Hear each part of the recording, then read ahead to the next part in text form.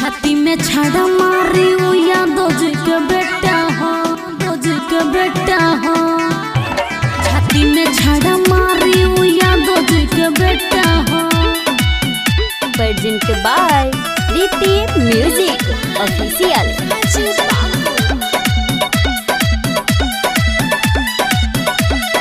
देखिए के ताज तो है बिगड़े मिजाज गोहरिया होरिया, बारू एक पीस बाटे तोहरे पनज गोरिया पनज गोरिया।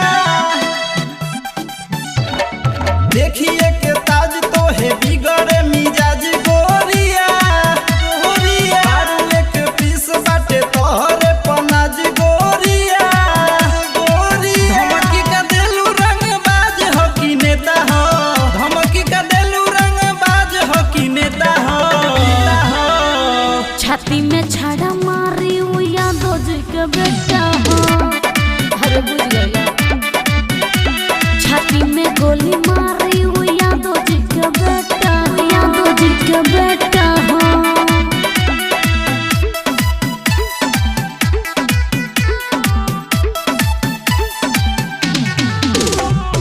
Mix by Pulpy recording studio Parsa बाजार।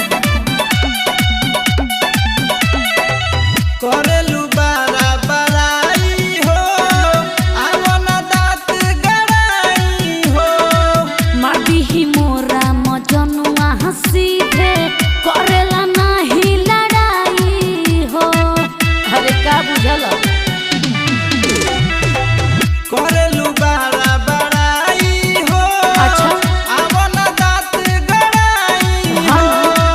माटी ही मोरा मजनुआ हंसी थे, करेला नाही लड़ाई हो।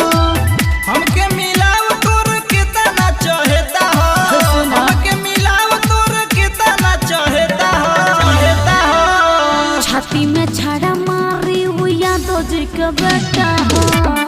अरे बुझल? छाती में गोली मारी वो यादव जी के बेटा हो।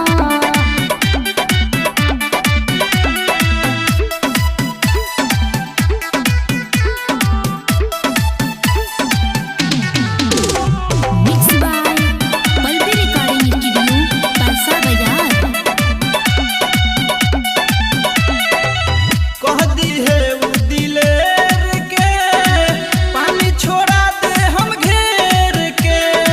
निकस मोबाइल भोर ड्राइवर के न जाने लसर के। अरे बुझ गइल? कह दी है वो